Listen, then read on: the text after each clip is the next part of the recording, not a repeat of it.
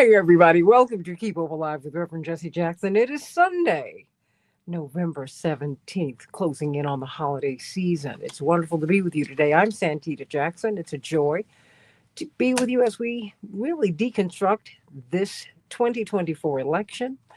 And we want to hear from you. Call us at 866-594-HOPE, 866-594-4673, and let's talk about it. But let's also talk about what's next because there are glimmers of hope in all of this. Jeremy, how you doing this morning? Good morning, State Representative Reynolds. All right, well, he's making phone calls, getting our guest stuff. Please, But Representative. there are glimmers of hope.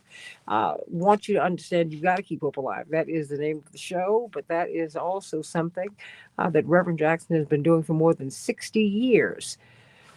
In 2026, there's an opportunity to reclaim the U.S. House of Representatives, which would be a check on the power of the executive branch and of the Senate. Uh, we've got to get people registered to vote, everybody. No one's been talking about that, really. You've got a lot of high school seniors. You have a lot of disaffected citizens. You have people who really can make a difference, but you got to register them. At the height of the Reagan Revolution, Reverend Jesse Jackson did something that was astounding because he had been registering people to vote throughout his whole ministry.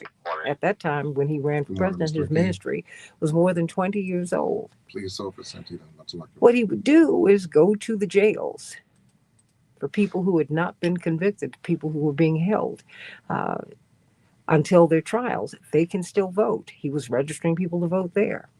High school seniors, he always said that you need to have a voter registration card in one hand and a diploma in the other. The things that we need to do in Texas, it is the law. It's not enforced, but it is the law that high school seniors get registered to vote. And they should be registered in the schools. We need to make that real. We need to make that real. We're losing by despair when we should be winning, everybody.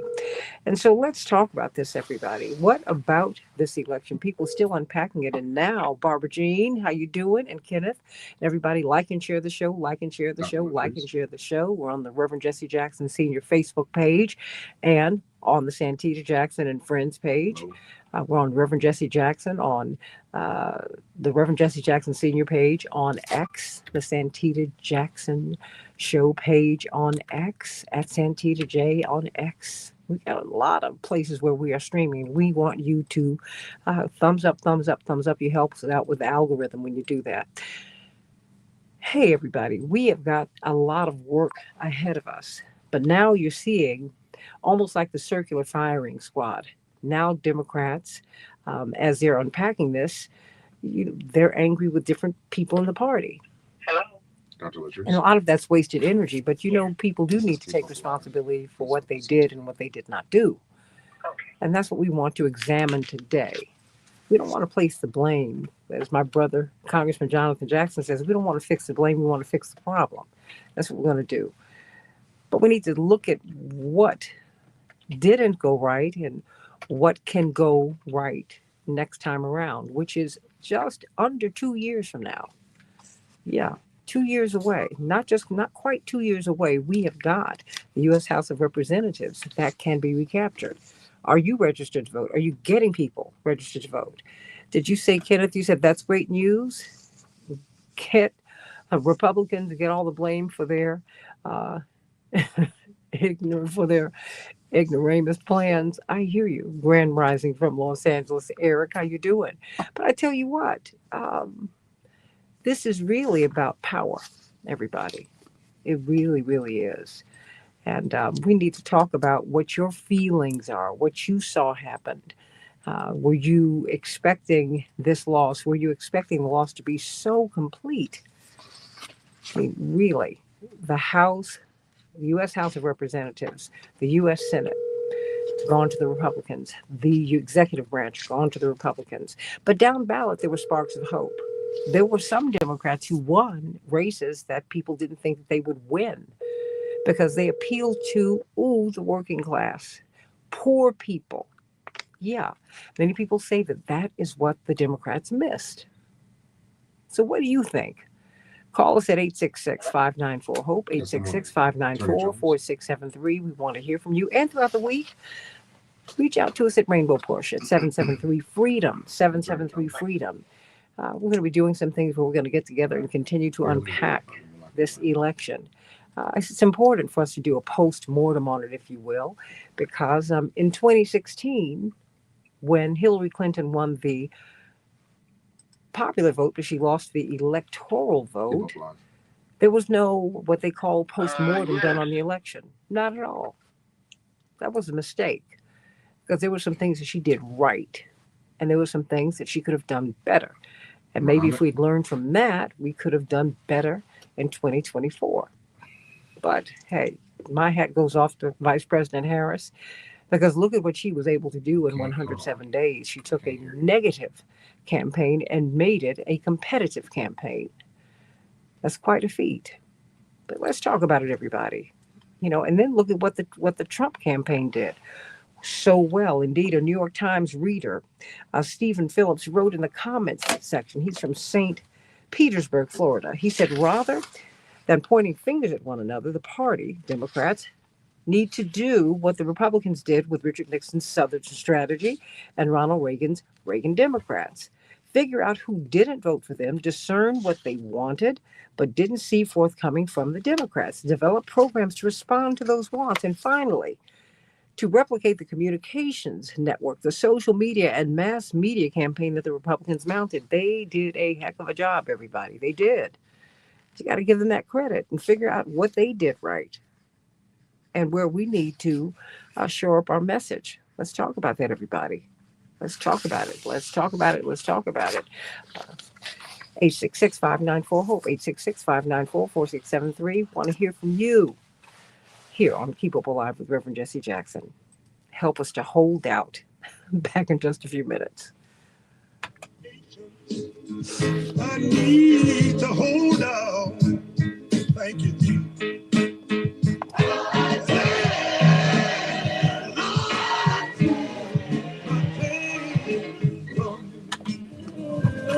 Your opinion counts. Oh my gosh. 1-866-594-HOPE.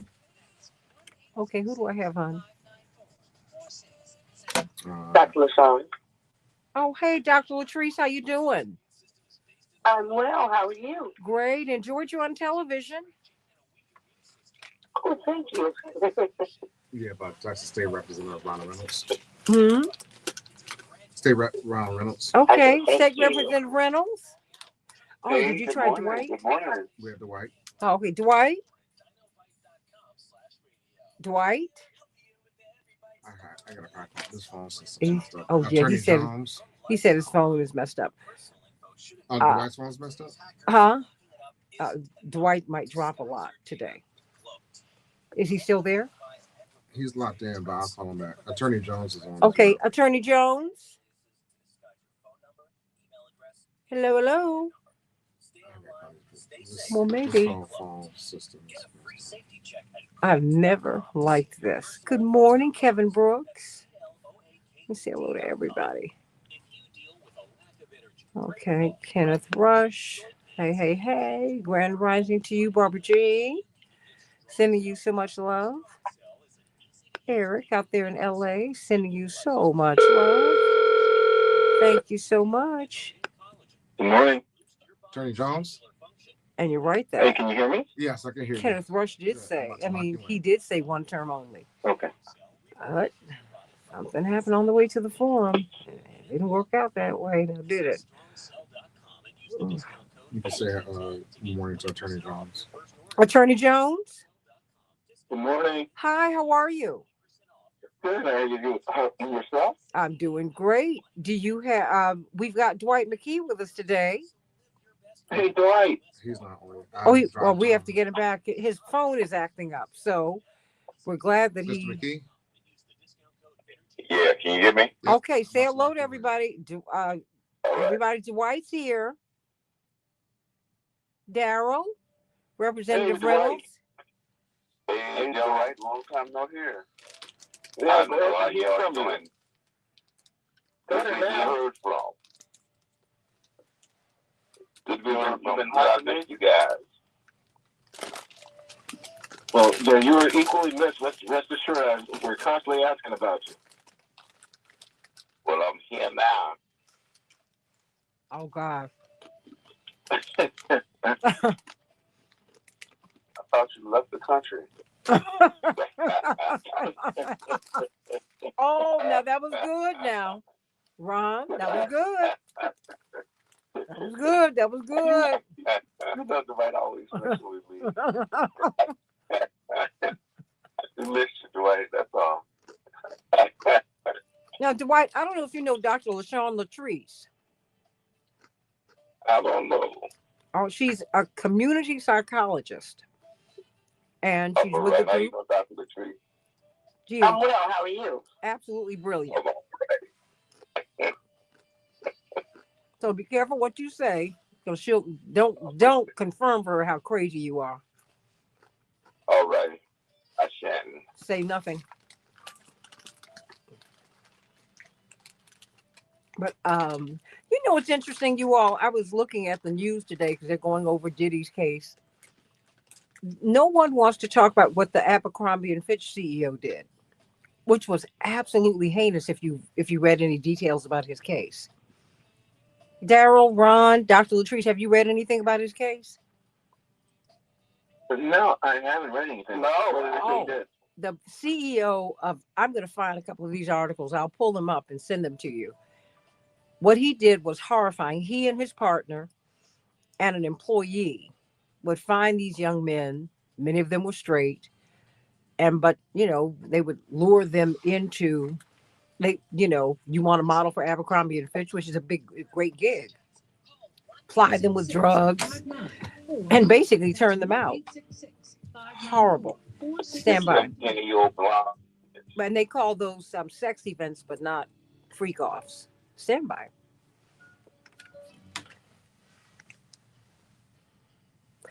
Hey, everybody. Keep Hope Alive with Reverend Jesse Jackson. I am Santita Jackson. I'm here to let you all know Reverend Jackson is doing quite well this morning. He's on his way to church. So we're going to try and get him on before he heads out to church this morning. He likes to go to about 2 or 3 of them on Sundays. God bless you, everybody. What are you thinking about the election? It's been 2 weeks, so the dust has settled, but the fur is flying. Democrats are almost in a circular firing squad, blaming each other. But we don't want to fix the blame here. We want to fix the problem.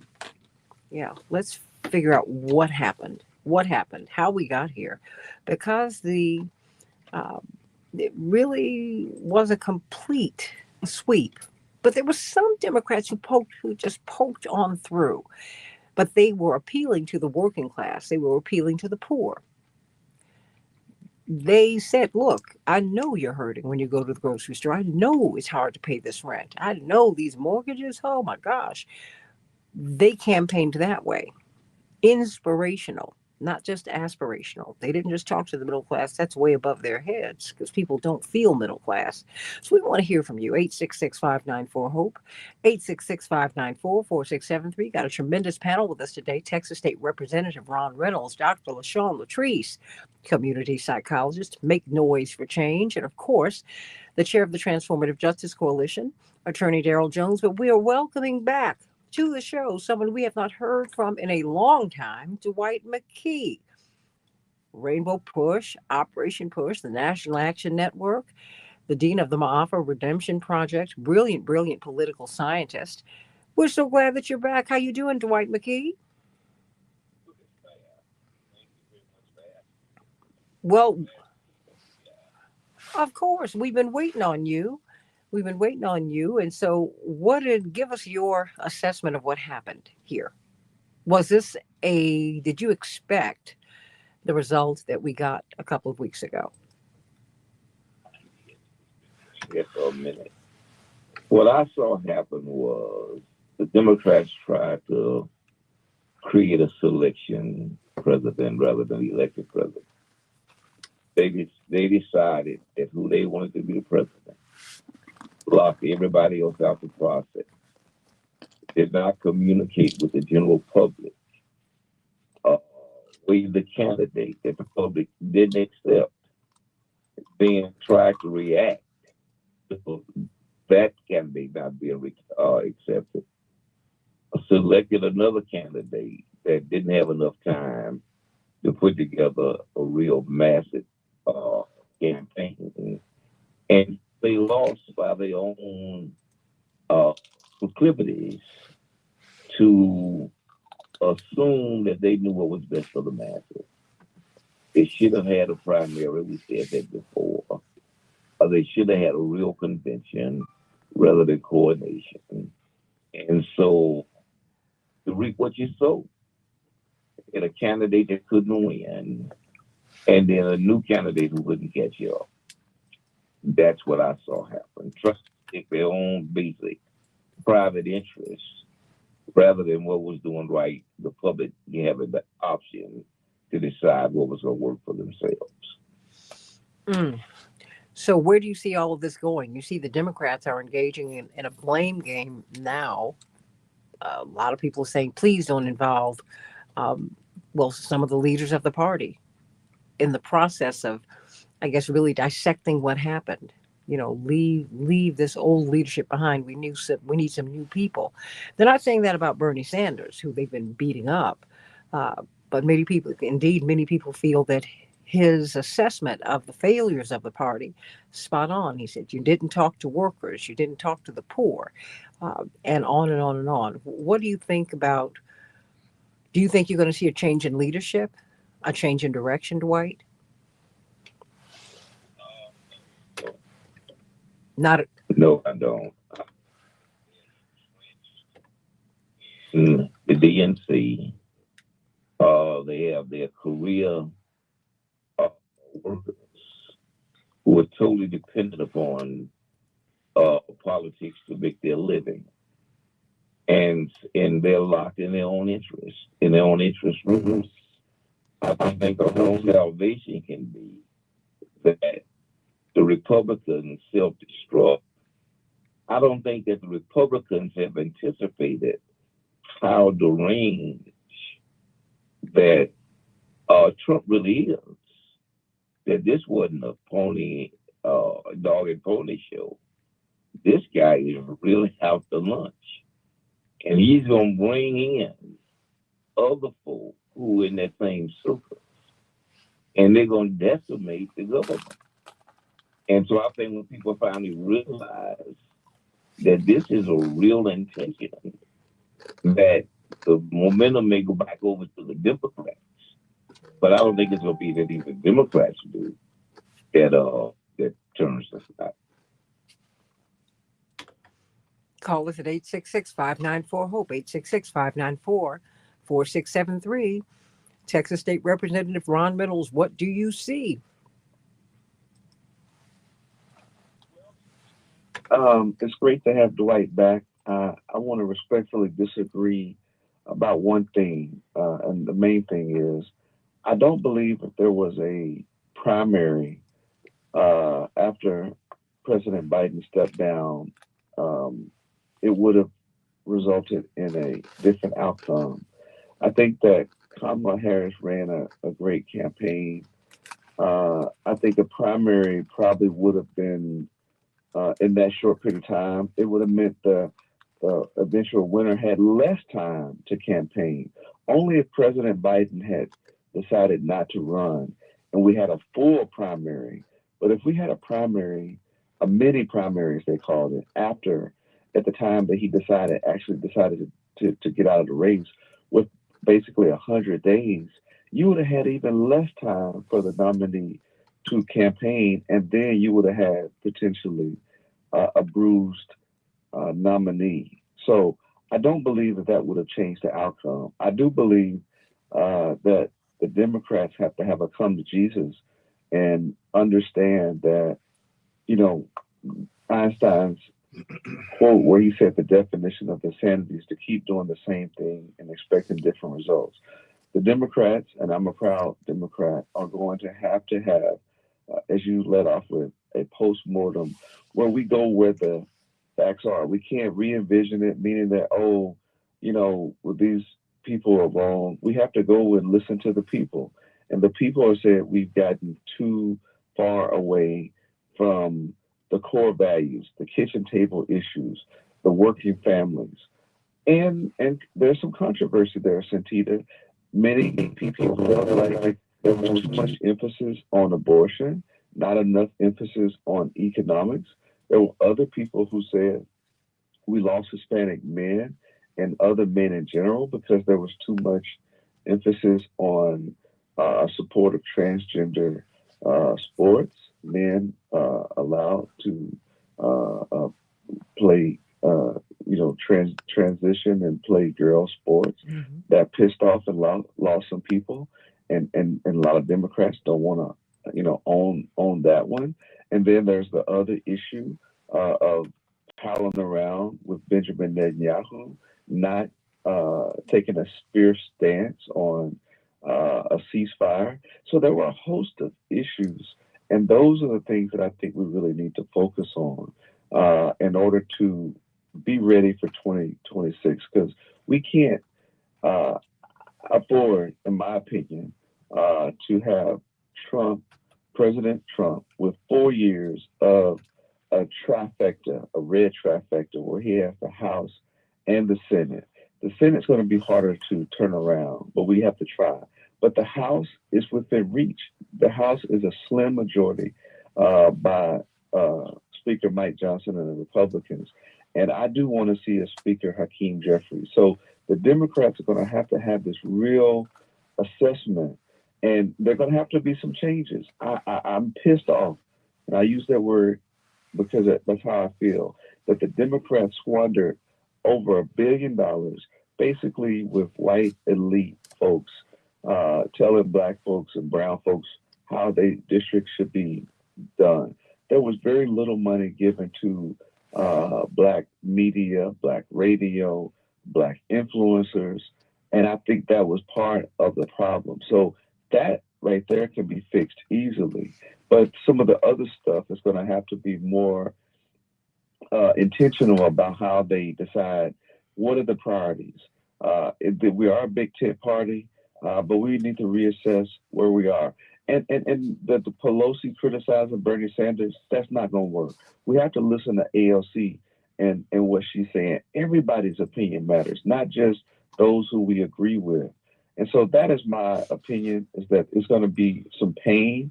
It's going to be a real reckoning. There needs to be some change. We're already going to see a change in the DNC. And we need to reassess how we're spending money and our strategy. But they did cancel the primary itself. I mean, they canceled the primary, Representative Reynolds. I mean, not just looking at a primary in June, July, after Biden was withdrawn. The Democrats canceled the primary at the beginning, which, don't you think that was a bad idea? Oh, absolutely. Yeah, I think that was a terrible idea, because then you basically just knighted Biden. Now, I think that was a terrible idea. I wanted to be clear. I was speaking of at the convention having a primary. I think that would have been a disaster because it was too late. And the people who were calling for a primary, they wanted to boot out Kamala Harris. That was their primary objective, was to make sure she wasn't the Democratic nominee. So they had ulterior motives, but I do think there was a colossal failure of us not to have a primary so that we could just essentially knight President Biden. I think that President Biden should have had a primary, and that could have exposed his fragility, which could have gave us another nominee in well enough time so that they could have fully campaigned and been vetted and had been able to get their message out there. One of the routine things we heard people say, well, we don't know Kamala, we don't know her. So that could have been an excuse, but still, she only had a very little time to campaign, even though she was the vice president. And before that, a United States senator. There were still people who claimed that they didn't know her. So yes, we made a big mistake by not having a primary when the primary counted. Not a mini primary, a convention primary. That's not a real primary. C-election, not election. Dr. Latrice, got about 3 minutes before we go to break. What are your thoughts? Some of the said is right. I also think she skipped an entire group of people. Her campaign did not acknowledge the people who mattered. They targeted the elite population and people, everyday people who were on the ground working, experiencing poverty, homelessness, any issues that are key to living. Those issues were completely overlooked, and it was almost like it was intentional. No money was spent in the Black and brown communities campaigning. It was like they only thought this one section of people mattered. And people felt that at the polls, and that's why some didn't come out, and that's why some switched parties. But people associate the Democratic Party with letting people down. So a lot of that came out in this election. Not to mention, she didn't even have a fair time to campaign. Would she have been? Would it have helped in your way of thinking about? Give me about a minute. If she had been part of a primary, and is there anyone else that you would have liked to have seen had the ticket? Okay. Dr. Latrice. I think the public perception of her from the people who they thought that didn't matter, it hurt really bad. And I think her campaign did not want her to speak to anything that she did in her prior positions. And also under Biden's administration, she, of course, got judged for a lot of things that took place under his administration that people disagreed with. So I don't think if she would have won in the primary, it would have helped. I think they should have spent a lot more time vetting another person to put in the capacity that people trusted a little more and they associated with the presidential office. Anybody else?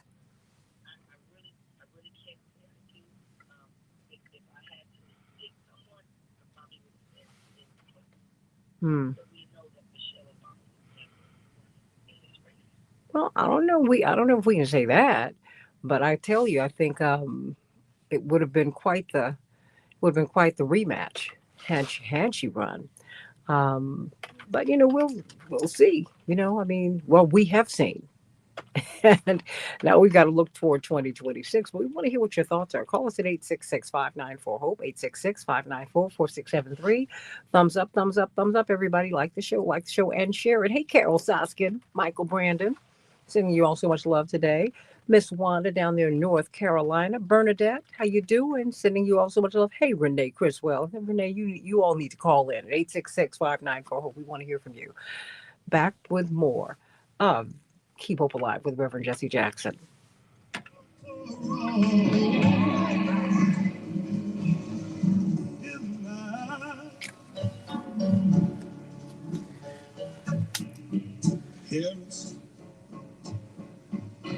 Thou not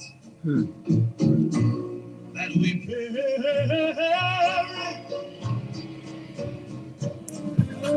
Your opinion counts. 1-866. Pull that up on my Spotify. Huh? Just got to pull that up on my Spotify. Oh, we keep on losing Dwight. Yeah, did we lose him again? Yeah. Oh, I'm back. Okay, Dwight. Yeah, I'm back. We've had and I'm going to speak to that when we get back. Wisconsin State Representative Lakeisha Myers. Daryl and Representative Ron and Dr. Latrice. She's getting a kidney transplant today. Oh, wow. So let's pray for her, okay? Absolutely. Let's pray for her. And I'm gonna, because she said she couldn't make it today, and it turns out that is the reason she's been waiting for this kidney, and it's come through. Wow. And so praise the Lord. Let us pray for her today. Sending all those prayers up. Send those prayers up to Wisconsin State Representative Lakeisha Myers, everybody. Former teacher, state representative, and just our sister beloved. For some of us, our daughter beloved. She was born in 1984.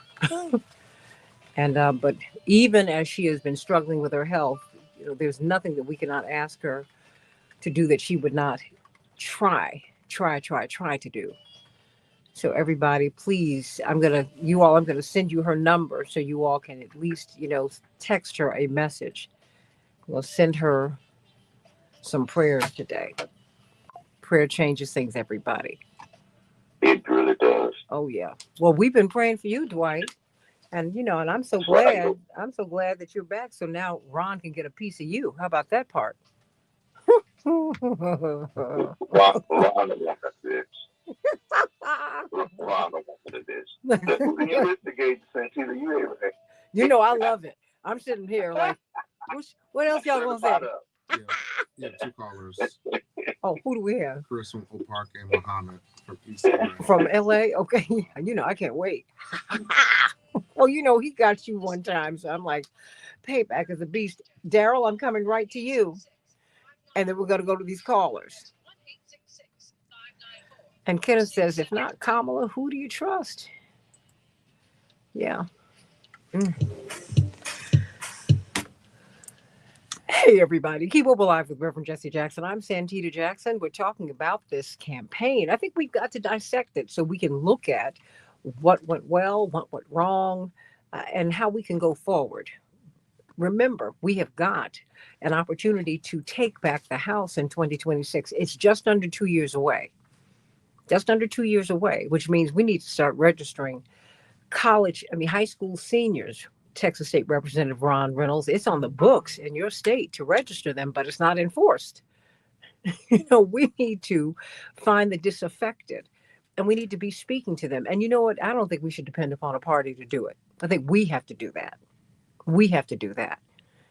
And we need to have our own message. Yes, you were saying? Well, we also have to give it people who did vote something to vote about. Absolutely. That would turn the election. If we don't really see enough votes, another voter, there's enough voters out there that didn't vote. That if we would stir their interest and their participation, then we could have kept everything and taken everything back. We really need to have a sense of what the people are looking for and what their needs are, and to gear our campaigns around that. Well, amen to that. Because indeed, Dwight, as you know, better than anyone, that's what Reverend Jackson did. He saw the needs and campaigned there, which is why he was able to register millions of people to vote. We didn't run with the party. Are you kidding? We couldn't be in the party of Reagan in 1984. Are you serious? No. This was about the democracy. This was about the republic. It was really beyond party. It was about getting us a seat at the table instead of being items on the menu. Okay, think about that, everybody. And everybody, Dwight is welcoming you back. Daryl, Miss Carol, my sister from another mister out there in the hills of Beverly, everybody is welcoming him back. Sharon, boy, everybody's so glad to have you back, Dwight. And we're sending prayers to Wisconsin State Representative Lakeisha Myers, member of the family on this show. She is undergoing surgery right now. Send some prayers up to her. Getting a kidney today. We're just so thanking God for the opportunity for her to get well. So please send her love and prayers today. Prayer changes things. My father would say that all the time when we were children, Mrs. Zenobia. And I know on Christian experience that is true. Attorney Daryl Jones, ignore Dwight. Tell me what you think. Peter, I cannot ignore Dwight. I'm so happy to have him back. And looking forward to having Representative Lakeisha Myers back with us, too. Absolutely. But, Santita, when I look at this election, number one thing that stands out in my mind is how well Vice President Harris actually did, given all of the hurdles that she faced. And what I mean by that is that she was in a position with regards to the young voters in Gaza, that she couldn't speak her piece. She did not speak her piece. She was really restricted from a lot that she could say because she was trying to be a good vice president while also being a presidential candidate. So there was a lot of restrictions that were there. She also inherited poor communication. And with regards to the successes of the We have Biden administration, we have Muhammad and who else? Muhammad and but she Chris. couldn't lift Chris? them up because of the From Oak poorness of the communication and talking about their successes and all that the administration did. And so she inherits all of this. She inherits really a very questionable piece. I appreciate what everyone is saying with regards to the primaries and could she would a full primary have been helpful. But I also temper it though with this. President-elect Trump did not have a contested primary. I mean, there was certainly some light competition that was in there, but not a really a party that was really going after him on issues and all this other. That did not happen to him, and there was no issues. Well, hold on. I got to push back a little bit because he did have Nikki Haley. He's so burnt by her that he didn't even have her campaign with him. I mean, they didn't cancel the primary like the Democrats did. I mean, come on. I think we've always underestimated and understated just how strong his support is. I mean, I'm sorry. 8 years ago, and he took everybody out. So he was the last man standing. He's already been the president. But Sister Harris has not been there. So she has to go through the process. She's gone through the primary process. She was unsuccessful with it. I think that, with her situation, had she gone through another primary process, I don't know that it would have been beneficial to her. I don't know that it would have been beneficial to her. I do agree that it would have been beneficial to the party because the party, the folks that make up the party, the people that make up the party, felt as though their voices were not being heard. If she had gone through the primary process, would she have been successful? I don't think so, because I think there's enough issues within the Democratic Party with regards to, as Representative Reynolds mentioned, the transgender issue, with regard to economic issues, the working class issue. I don't know that she would have been successful through a primary.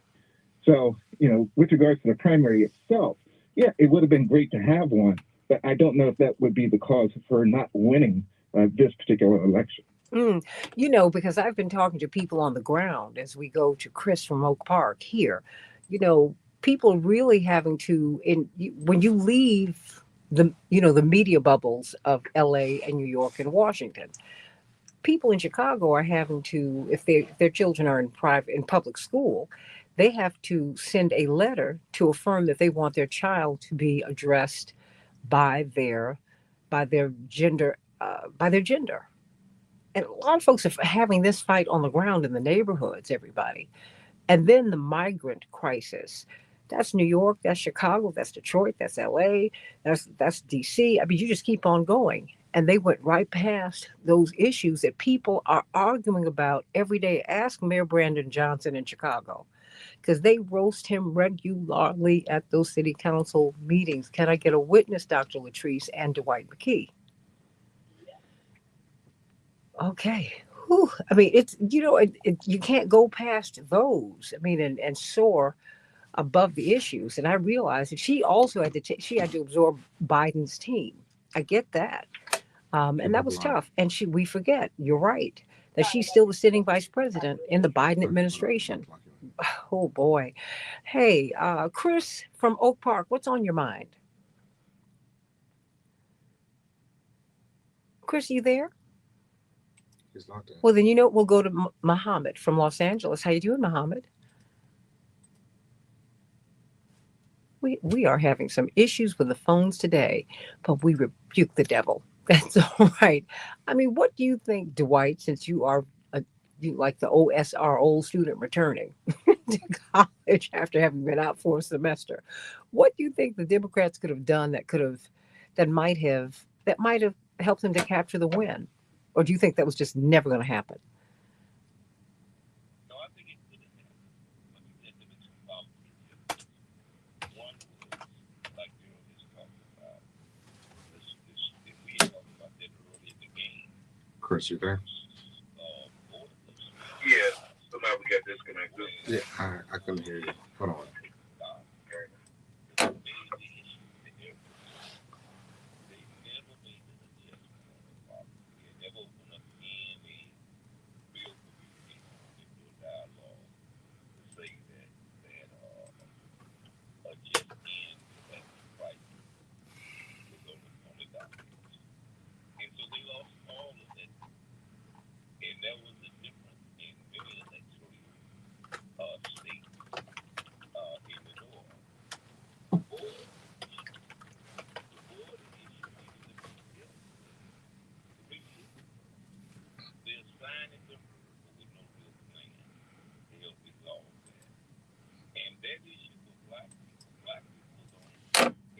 Muhammad, can you hear us? Yes, we got cut off. Yeah, we tried going to, but we couldn't hear you. Hold on.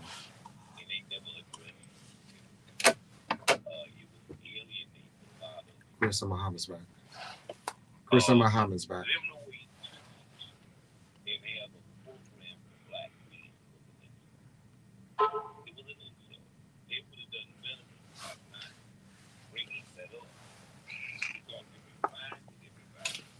That black being always an afterthought. That all you have to do is throw us some crumbs, and be happy and satisfied. It'd have been better if they'd have left that alone and not reminded us that nobody thinks of us until they get desperate. I mean, there was so many things they could have done differently had they had a real strategy other than don't vote for Trump because he's a danger to democracy. That's not a strategy. That's just a fear tactic. I lifted up and people lift up the difference in the vote totals out of the Democratic Party from 2020 to 2024 and saying that people, voters stayed at home and did not vote. Well, if you do the post-mortem on the election, it's important to understand why people stayed at home because these were dedicated voters. Why did they stay home? You've got to understand that. And if the reason they stayed home is because they didn't believe, they didn't, buy into policy positions, didn't believe they had an issue to vote for, a candidate that represented their interests, well, the party needs to know that so they can make the adjustment. But then why do you think, before I go to Muhammad from Los Angeles, why do you think they didn't do that in 2016? I mean, because now when you look at the vote totals, for the first time in 20 years, the Democrats lost the popular vote. I mean, the Republicans have been going in, having lost the popular vote, but having won the Electoral College vote. But for the first time, we lost the popular vote. What was that about? I mean, do you think that, okay.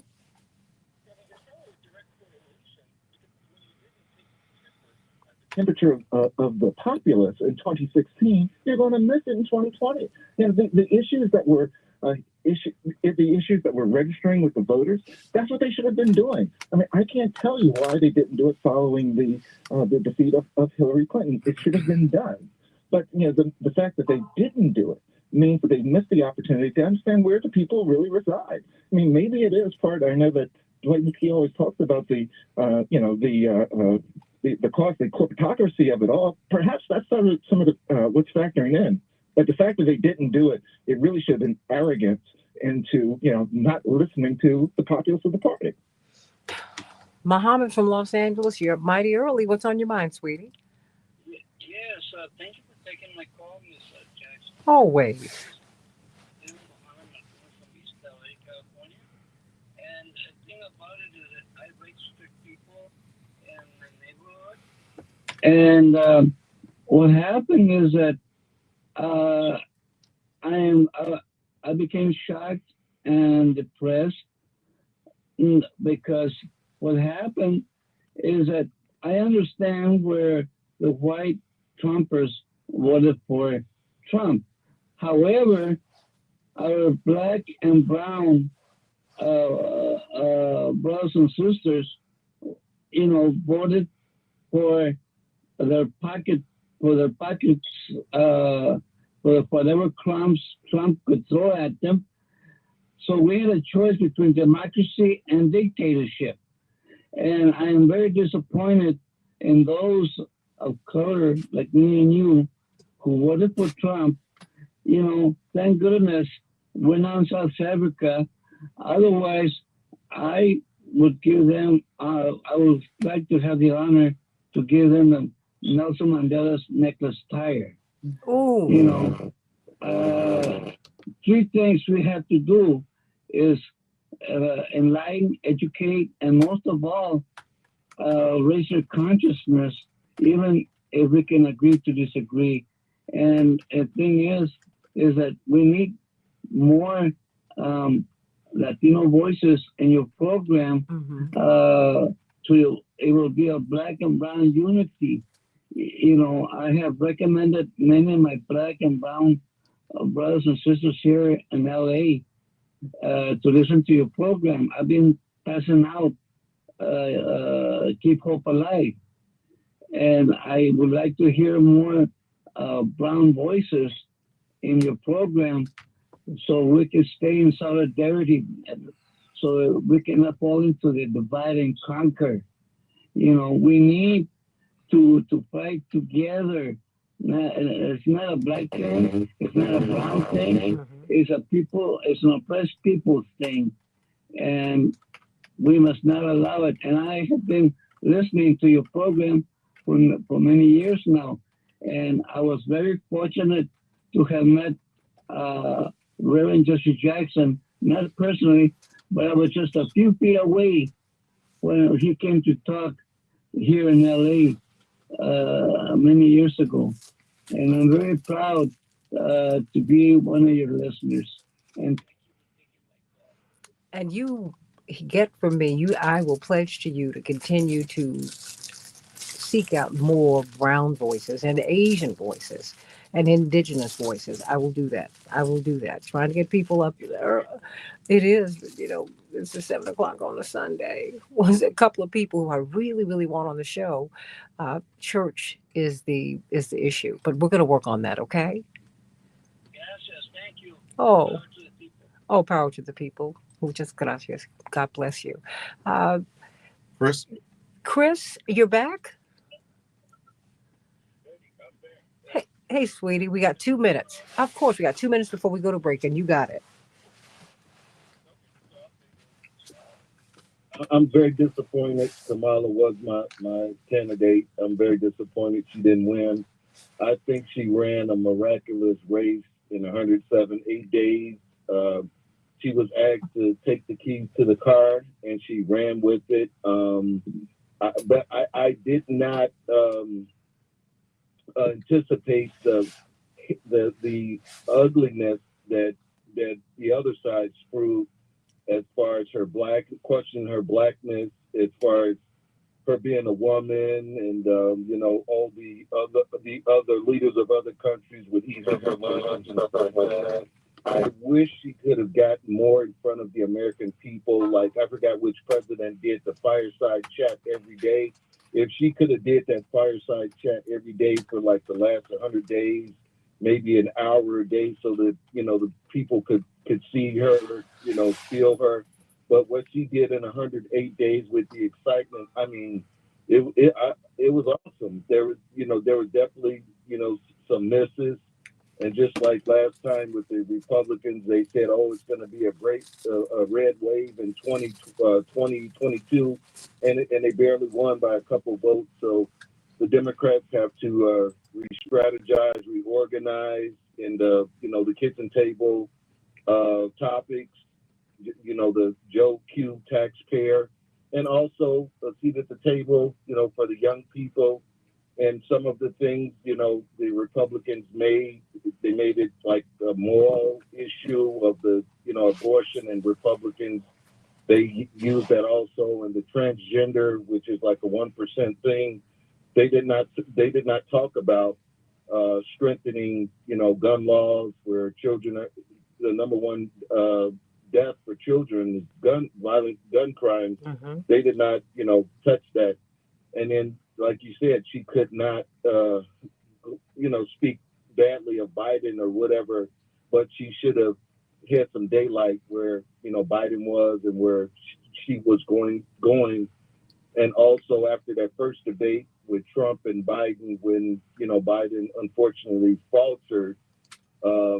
We can Monday morning quarterback, they could have got early. He should have left early or whatever. And then she tarred and feathered Trump in their debate. And she looked very presidential. Even her speech at the Capitol, before a week before the election, she looked presidential. She had a message. But like I said, my opinion, I felt she ran, a great race. There was so much excitement, enthusiasm, and promise, going forward. And I think she has a bright future. And there was a lot of lies told on her when she was Attorney General of California, the biggest state, that she just locked up black people, and which was not true. She was very restorative, and ran on the messages of the great accomplishments her and Biden had. And Trump, the Trump people who voted for him, they went off what he verbalized and did not go off, facts that the economy was doing better, gas prices was better. He didn't touch the price gouging of food, but people, they'll see what they get from him. He has a trifecta. So, the dog finally caught the car, so it's going to be put up or shut up. But I think some of his policies is antithetical to his voters, especially the tariff on imported goods. So,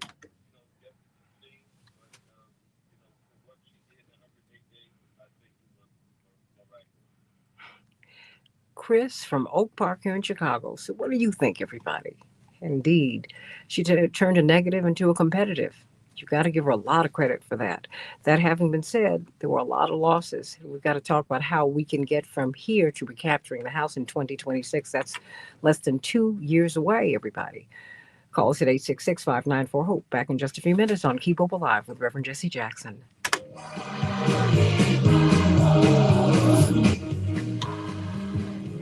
Coming up, we'll have closing thoughts from Reverend Jesse Jackson right here on Keep Hope Alive. White, you have something to say to that? Anybody?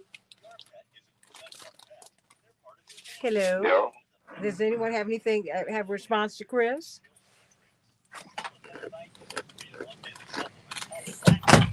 Hello? I do. I have a response.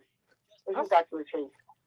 Okay. I was just going to say that in response to what Chris said, I believe that the Democratic Party failed miserably in how their approach to campaigning or attacking the issues, because there were so many things that the vice president could have done to at least connect with the people. And I believe that whoever was advising her and telling her not to respond to certain things, that hurt her really bad, because as people saw that she was not talking about the key issues that mattered to them, they took that as her not being fully transparent, even answering questions about her position that she had prior to becoming vice president. I think she could have spoke to that. I think she could have spoke to the war. She could have spoke to the issues like poverty, homelessness, and not on a surface level, but a more detailed approach to let people know, we hear you. People are suffering. Groceries are unaffordable for a lot of people. People don't have money to pay their bills. And I think a lot of that is being attributed to the campaign that she came out of. And because of that, she lost a lot of young people. She lost a lot of people who felt like they were that grassroots level people that were being overlooked. And then she wouldn't even speak to people who had been convicted. Like, they didn't talk to anybody in the campaign who could have come aboard and possibly voted for her. They acted as if those people who were in that group of convicted felons didn't matter either. I think all of those things were intentional, but I said from the beginning, it did not seem like they were gearing her up to win the campaign. Now, looking back, why do you say that? She had a much shorter opportunity to come up to where Trump had already been campaigning for the last 4 years. Mm-hmm. She had a much shorter time to do that. But also, it seems like they would have came straight out of the gate talking to those people who probably feel left out of this entire electoral process. Instead, they continue to overlook them. And then they send out former President Obama to talk to the men, and he's talking to them as if, he's whipping them. And that didn't go over well, and nobody ever really spoke to that. We talked about it ourselves amongst us, but they didn't come back and try to clean that up. So a lot of people kind of distance themselves because they're saying black men have already been beaten up, kicked, thrown to the side. So how dare you send somebody out here who we can't relate to and try to make them talk to us? That didn't work at all. And they failed miserably with that. Dwight, you've been gone. What did you think about what happened with Obama? Well, it's consistent and predictable. He's always been condescending to black men. And I think it's not come out of a vile spirit. I think he just don't understand the plight of black men, himself not coming out of the black experience. Mm-hmm. And so it's always been a condescending and a reprimanding that he's had with black men that does not exist when he talks to other groups. And I think the black men, I totally agree with Trees. I think black men resent it. I think that, black women indulge it. But I think that, at some levels, and I knew it would, that it was going to flip on him. Hold that thought. It actually should have. Hold that thought. I'm going to get on out of here, and then you can continue because people are listening to you. Please email your questions or 5, 4, Jesse Jackson 3, at keephopealiveradio.com. Hey, everybody. Stay tuned for the second hour of Keep Hope Alive with Reverend Jesse Jackson and Jeremy. We've got a lot to unpack here as we're talking about the election. Some Democratic candidates actually poked on through, but they campaigned and they talked to workers and they talked to poor people. Many people feel, poor people, feel abandoned.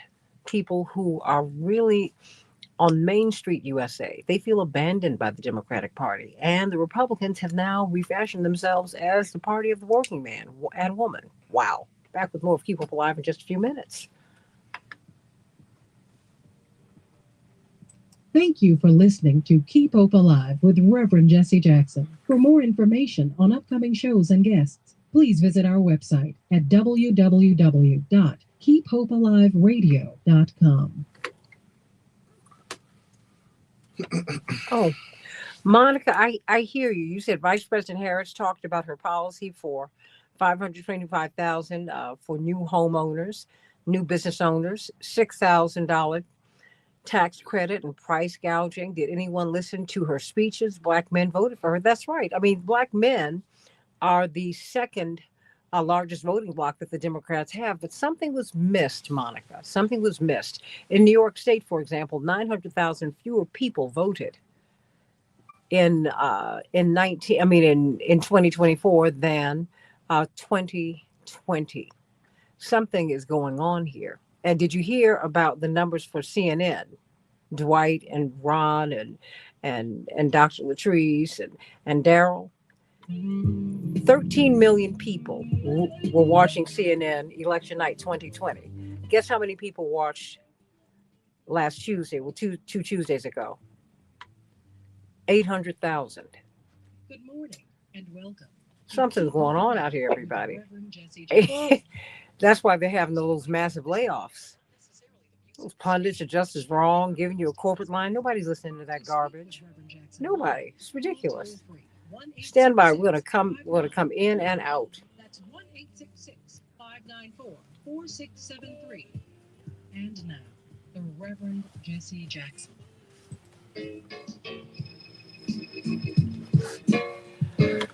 Hey, everybody. Keep Hope Alive with Reverend Jesse Jackson. I'm Santita Jackson. Lord, help us to hold out. And you know what? We've got to do some work. There is a U.S. House of Representatives to recapture in 2026, state houses to recapture, county races that will be run in 2026. There are many high school seniors between now and then who need to be registered to vote. But as Dwight McKee, he's back with us, everybody. As he said, wait a minute now. You got to give them something to vote for. So we're going to talk about that, everybody. just, got to talk about that. Monica, you talked about Vice President Harris, and she had wonderful plans. Her policy for $525,000 for new homeowners, new business owners, $6,000 child tax credit, price gouging. She said, did anyone listen to her speeches? Black men voted for her too. Absolutely. But something was missed. And that's why we're doing the postmortem. It's not to bury her. Many people say that she might be able to run for governor of California. She did win the state. So that's good news. But we have something else that we got to talk about. We need to really find out what happened. If we don't take things apart and find out what happened this time, we're going to repeat the next time. In 2016, after Hillary Clinton won by more than 3 million votes, but she lost the Electoral College, the Democratic Party refused to do a postmortem. They refused to examine what happened. And look at what happened. 2020. Well, 2016, 2020, and now 2024. You know what? I'll tell you all this. I loved MC Hammer when he came out. I don't know if you remember that, Jeremy. You might be too young. But, come on now. I remember MC Hammer in those pants. And that stage show. Yes. Now, everyone said that he was the most exciting act in hip hop, and he was. It was something to behold. Well, guess what he would do after every show? He would call the whole team in, and they would have to watch the show. Every show that they did, they had to watch the show, a complete replay of the show. The reason Broadway is so tough is because you have spotters in the audience. And during intermission, the spotters come to you as an actor and tell you the things where you dropped the line, where you missed a pause. And you got about 1 or 2 more times to do that before they call the understudy in. Okay? So, people are not great by accident. People don't succeed by accident. It takes a lot. My father says perfect practice makes perfect, not just practice. So we need to find out what happened here. So Renee Criswell, you said you looked at so many of her rallies and you heard her speak to issues that impact us. Yeah, but what happened? So call us at 866-594-HOPE, 866-594-4673. Let's talk about what happened so that it doesn't happen again. I mean, how are we going to pick up the House in 2026? How is that going to happen, Representative Ron Reynolds? How's that going to happen, Attorney Darrell Jones, Dr. LaShawn Latrice? Got some other people lined up, but we got Dwight McKee back. This is great, great, great stuff. Back with more of Keep Hope Alive with Reverend Jesse Jackson. Stay right here.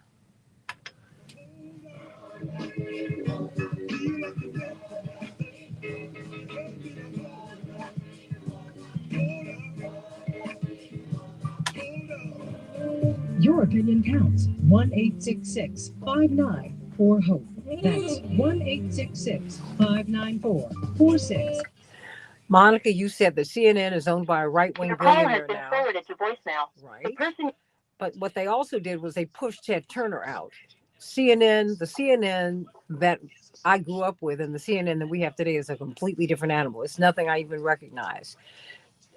Ted Turner, the founder of CNN, had the Trumpet Awards, which rewarded Black achievement. He put a lot of resources into that through Mrs. Ernona Clayton, the first Black woman to host a television talk show in the South. And in fact, she was one of the founders of the network as well. You had, he made overtures to Castro. He had his own version of the Goodwill Games, and that's not the same network. It is not. And what they did, they had a lot of anchors who were absolutely nakedly anti-Trump. That didn't help them either. 13 million people, 13.3 million people watched them election night 2020. They barely got more than 800,000. Forwarded to voicemail. 800,000 election night this year. That's a hemorrhage, everybody. Does anyone have a comment on that? Darrell, Representative Reynolds, Dr. Latrice, Dwight. You also have Kevin. People did not watch because they felt completely disconnected and they probably had too much. Enough was enough. They've When done. I went out to vote, Santita, I called so many people who I just wanted to check the temperature to see what people felt like. Do you know 90% of the people that I called said they were not going to vote? Unbelievable. They felt like that was, I mean, I was floored, but people felt like this election is not about us. No one has spoken to anything that's important to me. And they kept saying, I don't have a dog or pony in this show. And I was thinking, wow. And those people who felt like they could go comfortably vote for Trump, they did so because they said they didn't know who the vice president was as a presidential candidate. But with Trump, they knew what they were getting. Which is what? And I wasn't confused by what they said at all. I wasn't confused at all. So what did you say, Gary? What did you say? And they produce an Academy Award show rather than a convention that spoke with issue. Thank you. I mean, you can't. This wasn't an Emmys where you just parade stars out and let them tell you who the proper candidate was. How disrespectful was that? Little people used to say, "Give me a reason to want you back." You know, I just can't want you back because you want me to want you back. Give me a reason to want you back. And they gave no reason, at least that I saw, for people to come back. The other disadvantage that Tamla had is that they had been in office for a year. And all the things that she talked about doing were things that should have already been done. Most of what she talked about doing, housing, borders, were issues that should have already been dealt with. And so they had no real credibility. They didn't have the credibility folks believe that if they won, why would things change? It was just a poor strategy of running against people that had a better strategy. It always seemed to be a plan is a better plan. They had no plan. And then lastly, it also goes back to what we talked about early in the game, is to not make a monster a martyr. Is that by the time they spend all their time trying to take Trump out, they really just elevated his statue. And he looked like God's plan. Now, they don't know if he's going to go from Cyrus to Nebuchadnezzar. He's really a madman in the White House. Stand by. But they spent all of that time trying to take him out rather than beat him at the court. It wasted. We've got Kevin Gashola from the Dissenter.org, and I am so glad that he is with us because he's going to add to this conversation. But let's get to it, everybody. The tempest is raging. Oh, James Cleveland, the tempest is raging. I'm Santita Jackson. This is Keep Hope Alive with Reverend Jesse Jackson. How you doing this morning, Jeremy Geiger, the newlywed? Oh, it's not. I'm not newlywed no more. Well, you know what? It's been almost a month. It's been a month. What does my father say? The marriage happens before you get to the church, and the divorce before you get to the courthouse. You and your beautiful wife have been together for a minute, and so we just thank God for you. Yes, and I'm one and done. I hear you. Other marriages. I love She that. is stuck with me. I love that. Renee, it's 866-594-HOPE, 866-594-4673. We want to hear from you. 866-594-4673. I am Santita Jackson. We are streaming on the Reverend Jesse Jackson Senior page, Santita Jackson and Friends. And we are also streaming on the Santita Jackson Show. That's right. At Santita J on X. So get on over there, everybody, and thumbs up, like, and share. We want to know what your thoughts are about the election and about the path forward. Texas State Representative Ron Reynolds, and of course, Dr. LaShawn Latrice, community psychologist, Attorney Darrell Jones, chair of the Transformative Justice Coalition. Every Tuesday at 12 noon Eastern Standard Time, you can hear him and Barbara Argline on their own show on WOL in DC. Please check them out. 12 noon Eastern Standard Time every All right, hold Tuesday on. on WOL in DC. Please check them out. Dwight McKee is back. Oh boy, rocking the house. And of course, now we're welcoming to the show Kevin Gosztola. He's no stranger here. He's part of the family. We're so glad to have him from the dissenter.org, the Chicago Activist Hub. He does so much great work in his book, Guilty of Journalism, the political case against Julian Assange. Well, somebody needs to be guilty of it because apparently the viewers don't think that CNN is, Kevin, before, as we take apart this election. They went from 13.3 million viewers 2020 election night to just over 800,000. A couple. Are you surprised by that? But that was shocking. What? The generational shift has happened, and people don't tune into these cable news networks anymore for their information, and there's also a reason for that. I mean, I don't think there's a lot of trust in these institutions anymore, and also I think even more crucially, how staggering is it to live in a country in which it can take multiple days to figure out who wins these states? I mean, we really need more investment in democracy, so we are counting these votes more quickly, and you don't have time for people to manipulate and whip up the population into a frenzy if they're suddenly in the lead, and then a day or two later, though, the other candidate's now winning, and you're suggesting there's been fraud when it's just people counting the votes. So what do you make of this election? For this election, I'd probably agree with what other guests have been saying on your show, and that in fact there wasn't much promise to people, and the Democrats always seem to think that if you just tell people, you know, you're not going to get right-wing conservatism or you're not going to get fascism if you vote for us. They always seem to think that that's enough to get people to go out and vote. But, you know, as was being said earlier, if you don't know what is going to be elected into office, then, you know, you have a tough time buying into that person as a candidate. I mean, this is not a fresh failed strategy on the part of Democrats. This was John Kerry's campaign in 2004 to basically just say, I'm not going to be President George W. Bush.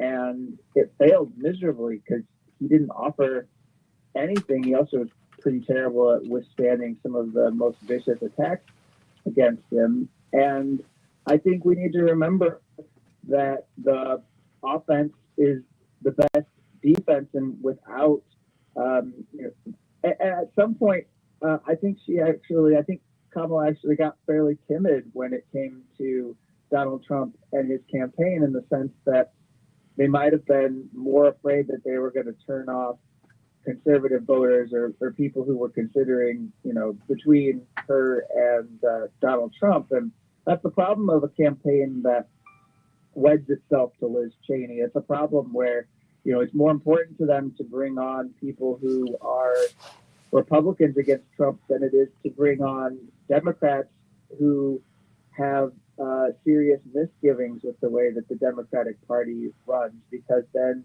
you're actually suppressing your voter base. The people who go out and do all the hard work, they go door to door, they do the grassroots operations to try and mobilize people. It becomes really difficult when you're going to the places that support Democrats traditionally, and then they're telling you, okay, well, we're really upset because we keep seeing Liz Cheney on stage. And also, like, well, they because Donald Trump and J.D. Vance are attacking the Cheneys, and I seem to agree with that. But what are you doing? Why am I not hearing this from Kamala to, you know, try and turn the page and go a different direction and actually achieve progress on some of the most pressing issues? And there's so many things that are crises for Americans, micro level and on a macro level as globally. And they failed tremendously with their messaging, and they also just failed to even address some of the core problems that Biden has had over the last 4 years in failing to advance progressive issues, minimum wage, student loan forgiveness, and other things related to democracy, the way the Supreme Court has been decimating a lot of civil rights and other things related to everyone trying to survive on a daily basis. And there was no explanation. There was no, hey, we haven't been able to do what we want to do because of conservative attacks, or there's no responsibility taken for not being able to advance any of it. And I think that people just had a tough time believing. I mean, when you look at the different states, it's really razor thin margin of people going for Trump over Kamala in the 7 states. She lost all of them, though, and it really doesn't matter that they're small margins, because those margins are still big enough to lose, and it speaks to a supreme lack on the part of our campaign to address what the people need. Kevin Gosztola, thedissenter.org. Everybody, call us at 866-594-HOPE, 866-594-HOPE. We want to know what you're thinking. Just stay right there, Kevin, because Texas State Representative Ron Reynolds, you have campaigned, and you've been winning. You're head of the Texas, of the Black Legislative Caucus in your body. Talk to me. What could she have done? I mean, because, you've been in that position, because you go in having certain views and your feelings, but you got to campaign to win and to get as many people as you can, but without sacrificing your core values, your core principles. I mean, what could she have done in your estimation? I think that, like anything else, hindsight is always 20/20. One of the things that we have to be very honest and sober about is there were many people that no matter what she did, how many hoops she jumped through, how perfect she was, they were never going to vote for her because of her gender. And then there were also people who would not vote for her because of her race. And those two factors together played a role in some of the people that just wouldn't vote for her. And I'll never forget when, people just knew that Hillary was going to win.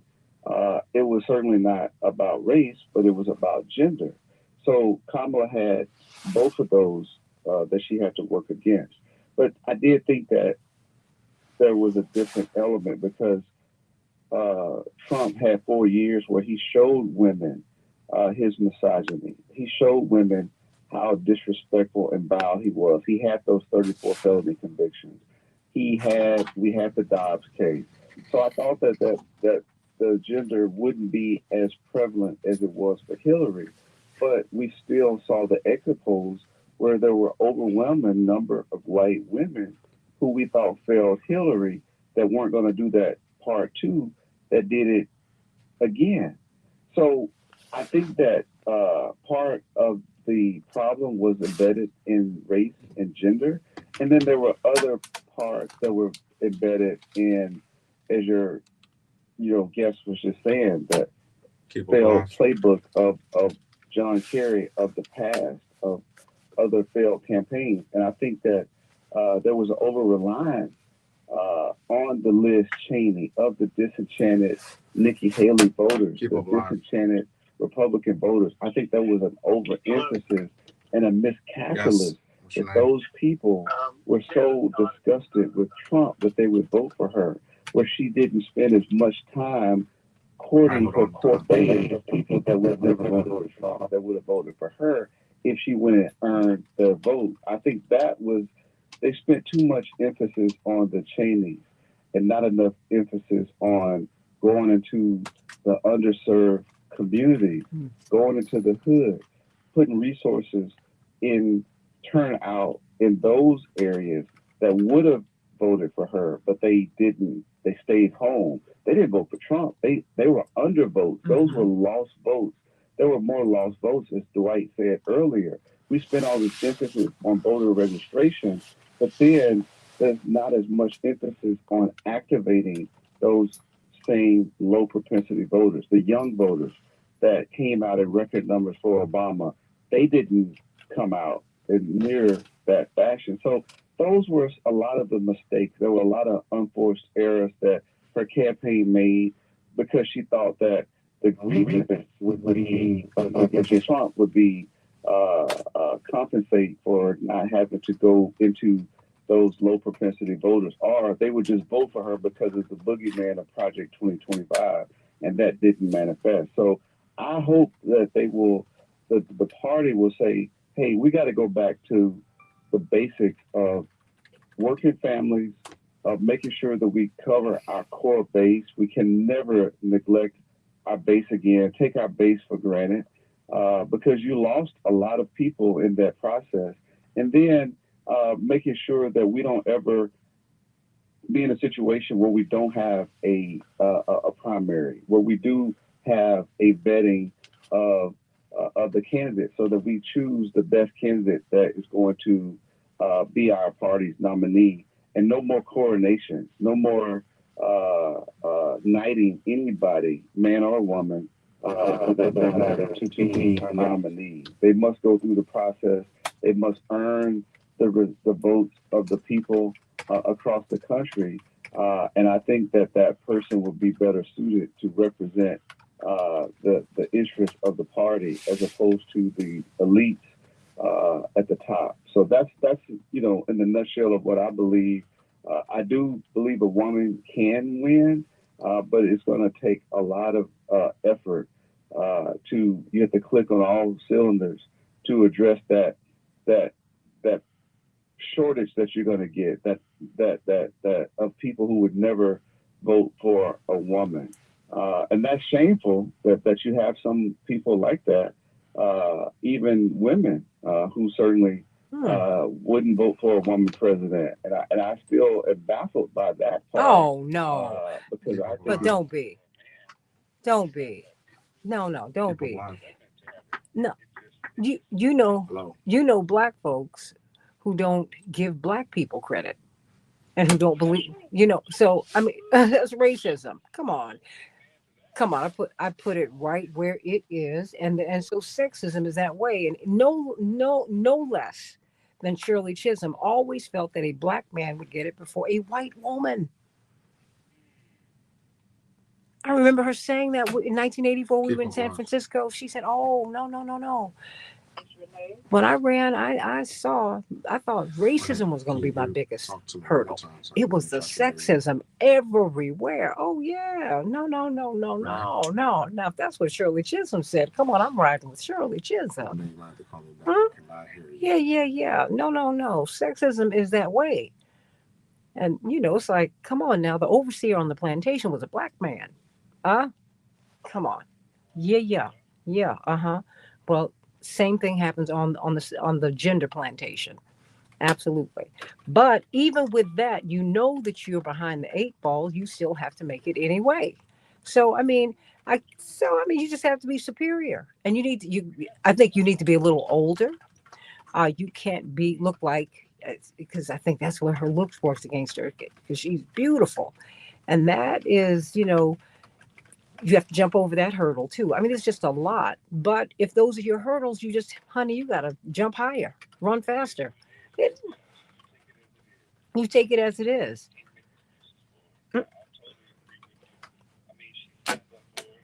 I don't feel sorry for her in that she was a woman and she faced that.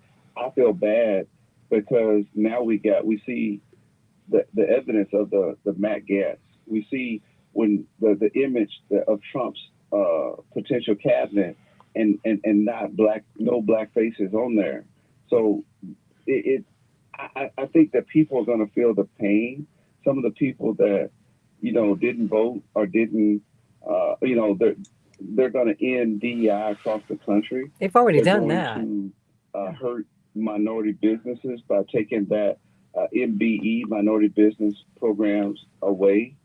I do think that it's going to be a lot of pain for the poor. The rich will get richer. Stocks, those who have stocks will be wealthier. Keep on Those going. who are on the minimum wage will be poorer. So inflation will likely go up with those tariffs if they're implemented. So there's a lot of stuff that I'm concerned about for the foreseeable future when it comes to, there won't be any voting rights legislation. The John Lewis voting rights, the freedom to vote, that's all dead. You might as well not even discuss it for right now because there'll be no movement with the red trifecta. And you might as well say, I don't know, you add another layer to it with the Supreme Court, that's in his pocket. So he controls all levels of government right now. And he's going to lead. He's not doing it tiptoeing. He's showing you with shock and awe with his appointees, true loyalists, no matter what their qualifications are, and damn the people who will have the guts to not confirm him. He will go after them. They're already going after Letitia James.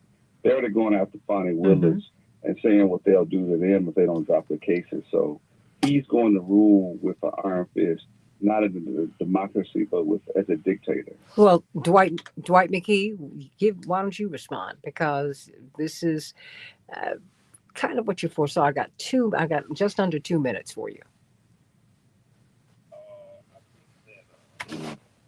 You know, we misunderstand white people also. The white people are so absolutely racist, many of them, and they're so consumed by power that they're not going to make that kind of adjustment for anybody. If it's a choice between a deranged white man and a progressive black woman, that choice is already made for them because they are bold to hold on to power, and by any means necessary.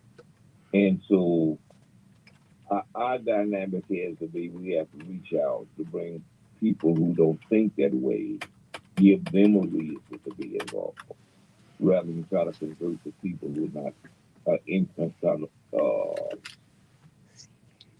can't be converted to that thinking. She didn't pick up. Vice President Harris' strategy was to appeal to the Liz Cheney crowd to think that somehow they were going to be converted. And they never were going to be converted. They wasn't converted by Liz Cheney. Why would you think they'd be converted by Sister Harris and Liz Cheney? And so it's just a strategy has to be to expand the party to the disenfranchised. They're them that they are, but entrenched. And yet we always go for the entrenched. Well, and let's be clear. Donald Trump, he might, he's the announcer, but Elon Musk and the oligarchs run this place. That is what we're going to see. Bill Ackman, they run this place.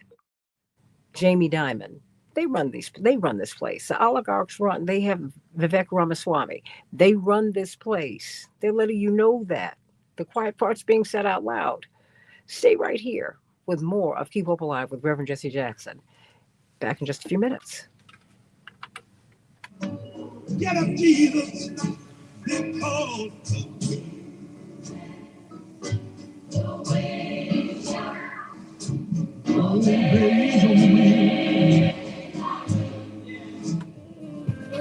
Your opinion counts. 1-8. You had 3 callers. Okay, who? Pamela from Albany, Georgia. Pamela? And Fred from Los Angeles. And who else? Pamela, you said 3? Well, the third one just dropped. Oh, okay. Pamela and Fred. Okay. Okay, you all call in. 866-594-HOPE, 866-594-4673. Apologize if they call. Sometimes this phone's been acting up. Because we had this problem last week, right? Yeah. I've sent an email about it. I'll call Annie tomorrow. Well, no, they Karen sent the email out to the phone people. Oh, it's the phone people? Yeah. Okay. But she said that sometimes they might want to know exact times and stuff. If somebody's were you expecting what's name to drop? Who? Attorney Jones. I'm not surprised. I'm sure he has something to do, but we're good. I'm going to come to you, Kevin, and then we're going to go to the callers. Oh, well, Renee. All right. just dropped, so we don't have Fred. Okay. Well, Renee, yeah, the oligarchs run the place. I mean, Dwight. Yeah, Renee tried to call in. I can't. And Renee, call back on because we're having, as you can hear, with the audio issues, we're having challenges with the phone, as we did last week. So call us at 866-594-HOPE, 866-594-4673. Dwight, you have been missed. Whew, everybody's so glad that you're back. Well, I appreciate that. But you see that Elon Musk came from a donator to running part of the government. I mean, if there's any confusion about who's in charge, oh my gosh, that should clear everything up. I mean, he's going to decide who gets money, who does not get money. Wait a minute, did you hear President-elect Trump say he just moved into Mar-a-Lago? Oh, absolutely. I said, yo, What do about you the not other cabinet members not having to bypass the FBI background checks? Well, and he's going to oversee the money. But wait, the quiet part's being said out loud, because don't think that this is something new, okay? Stand by. Y'all better understand how this thing has been working. Whew. Hey, everybody. Keep Hope Alive with Reverend Jesse Jackson. I'm Santita Jackson. I want you to reach out to us at PUSH. We need your support. Go to rainbowpush.org. Call us at 773-FREEDOM. 773-FREEDOM throughout the week, but also join us at Rainbow Push at the headquarters at 930 East 50th Street. You can also check us out on the Word Network. The Saturday Morning Forum is there. And so we want to hear from you. We want to hear from you today. Kevin, what do you think about Kevin Gosztola of the Dissenter.org? What do you think about the oligarchs running the place? It just seems to me that the quiet part's being said out loud. Elon Musk, Vivek Ramaswamy, Bill Ackman. If we can just keep on going, the people who are in the administration, many of them are oligarchs or they are one step away from them, like Congresswoman Stefanik. I mean, there's just so many people. They're all touched, and it seems like they are, well, certainly they've gotten a lot of money. From certain quarters, and they are adherents to what their donors want them to do, not the people, but what the donors want them to do. Your thoughts, Kevin Gosztola? Yeah, what we're seeing is the transactional relationship between the money that flows into politics and then the results that are demanded. And I would challenge everyone on the show today and people who are listening to just consider that maybe what we're seeing with Trump is that we're seeing one class of oligarchs that are aligned with the Republican Party. And then there are another group of oligarchs that align themselves with Democrats who are going to be on the outside and might have to struggle, but I think they'll do pretty good at adapting because they have billions of dollars at their fingertips. But, what we're seeing basically is the problem of money in politics. If you look at the cabinet positions that are going to involve businesses or corporations, or perhaps put their bottom lines at risk, or maybe they have ventures, maybe they have business opportunities that they're interested in pursuing over the next 4 years. You just look at the energy pick, the guy that's stepping in. He comes from Liberty Energy. He's denying climate change because he wants to keep the oil and gas flowing. You look at the Interior Department, that's Doug Burgum from North Dakota. He wants more drilling on federal public lands, so more destruction. It's going to go after indigenous Americans. There's going to be more destruction of the dwindling land that they have in this country. That's going to disappear. And I raise it in this framework because one of the things that I know impacted the Harris campaign, they've been talking about it over the last couple of weeks is how closely she was tied to Uber and what that did, and how, they were going out with a message that was more progressive. And then they said, whoa, we have to be careful. We're going to alienate our big business friends. And so I think I really appeal to people who are considering what happens next, what we can do to fight back against Trump, to think about how important it is to, first and foremost, if you're in an area where you have progressive policies, where you do see people that stand up for justice, economic, environmental, racial, whatever form of justice, that we just keep expanding and working on those policies. You can't go into a kind of bunker mode because Trump is president. And we can't be fearful that those policies are going to be wrong. Those are the things that are going to uplift people. I mean, I'm just really thinking about Chicago. I want the mayor and the city council to continue to be as aggressive as they are in pursuing some of their agendas and not make some of the unforced errors that are going to allow businesses aligned with the right and allow them to basically kneecap what has to be done. And I think that's a really crucial thing for people to think of going forward, that we can't have. Fred from Los Angeles. How you doing, Fred? Good morning. Fred? Go to Renee. Oh, okay. Well, Go to Renee. Okay, Renee. Oh, Renee, you were able to get through. What's on your mind? Of course. Regarding this election in our government, period. For one, I think a coup took place in this country back in the 90s when Clinton signed the bill letting foreigners be able to own our media, and then having the bill let different people own multiple media outlets. So you have different stations, but they're all giving you the same message. So people are just bombarded with one perspective. And that stuff played a role in this election with Elon Musk having X, and you're getting the messages that kept saying that Harris is bad on Gaza, Harris is bad, but not telling you about Trump's actions regarding Gaza or Palestine when he was in office and what he said he's going to do.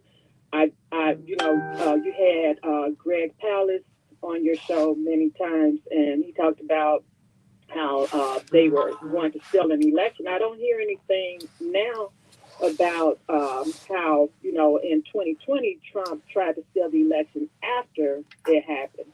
But I think they've been working in small steps I think they partially stole this election because they were knocking people off the voter rolls. There were people who went to vote and said that Trump's name came up when they pressed Harris's name. People got ballot envelopes mailed to them with no ballots in them. In Pennsylvania, on the day of the election, some of the ballots weren't working. They sent people home, told them to come back and stuff. All kinds of things happened. Plus, you had not just the corporate media that I don't think was doing a good job with telling how bad Trump's policies would be. You had people on podcasts, and they were all giving the message that Harris is the one responsible basically for what was going on in Gaza, and not saying anything about Trump. So they were telling people to vote for Jill Stein or just to sit it out. It won't be so bad if you just sit it out because you can't vote for her. Well, she never sent the truth.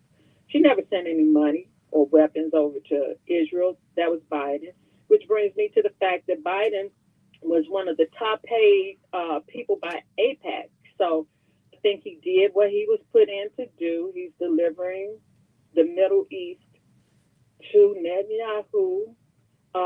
Sent it up. I usually write stuff down, but I started going in so many different ways. And I had been saying that, just like Mr. McKee, that I didn't think Biden was going to be the nominee. I don't think the Democrats ever really thought he was going to, the people in charge, the oligarchs in charge. I think they were always going to pull a switch. I don't think that they helped Harris. They wouldn't let her have a Palestinian come on stage at the convention, even though they did have a panel discussion about Palestine. But how many people watch that? I just watch a lot of news. I just watch a lot of podcasts. So she did herself a disservice listening to them and not letting the Palestinian or Muslim voice be heard. Trump, in the end, he had Muslims on stage endorsing the death of people in the Middle East, because that's what's going to happen under Trump. I'm just all over the place. All over the place. No.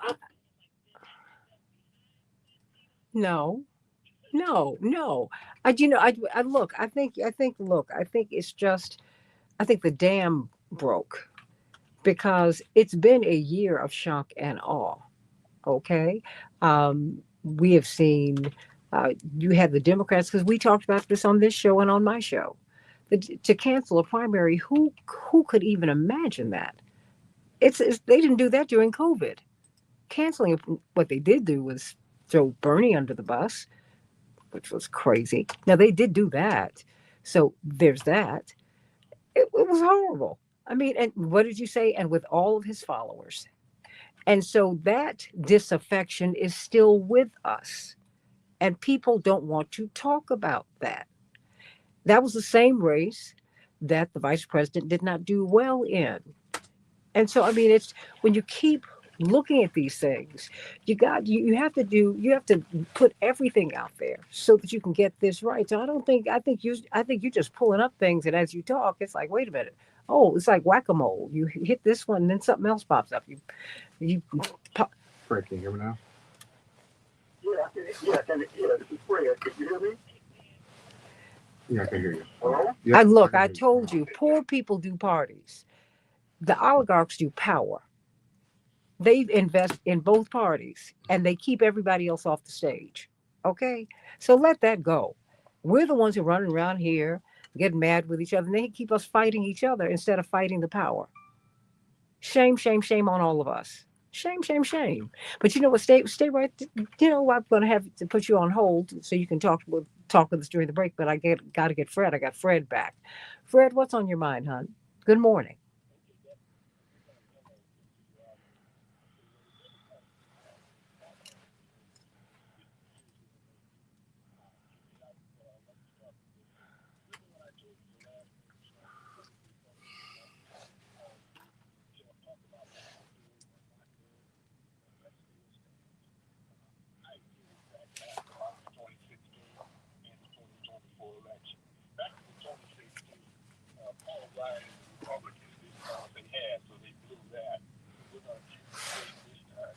The overriding issue in the 2024 election was inflation. I did run the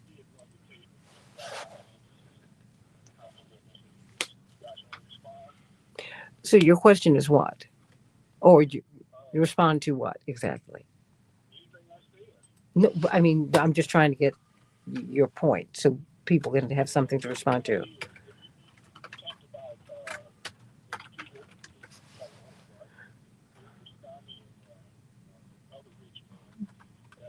Well, it's just that they're just examples. I mean, they're two of the front people, the people who really, really, really, really running things we don't see, because powerful people.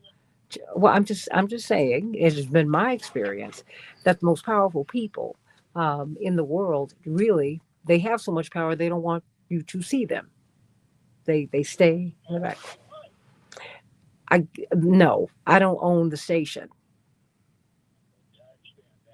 No, that's a very real thing. I've been removed from enough stations to understand how important that is.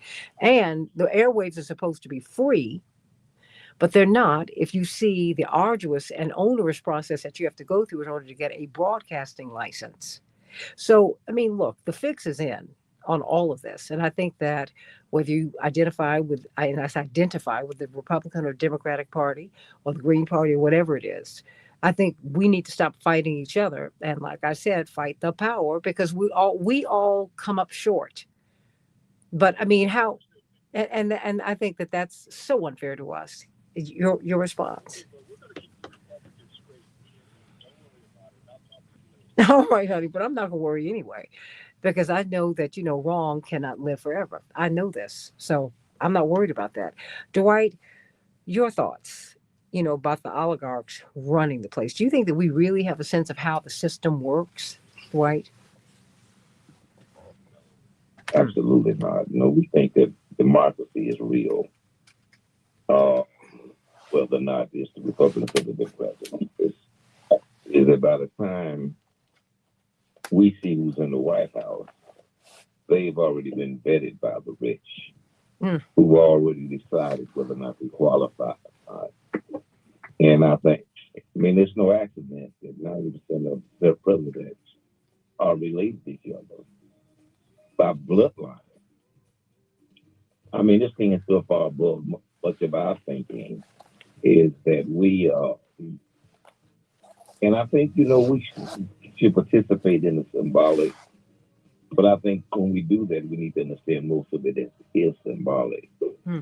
And I think that, it's important at a very local level for us to be involved, because most of our lives happen on the local level. What? So the school and the mayor and the police superintendents, and I think it's very important for us to be involved in that. Nothing.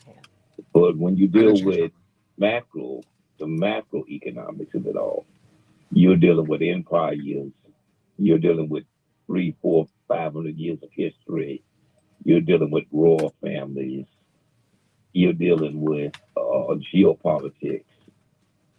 That thing operates at a whole another level. And we don't even understand, most of us don't even understand that there is a level like that. Hey, everybody. Hey. Think about that. And please catch me on AM 950 Radio, the voice of progressive Minnesota, 6 to 8 a.m. Central Standard Time every day of the week. And of course, I'll be pre-recording this afternoon, so you can catch me on the Santita Jackson Show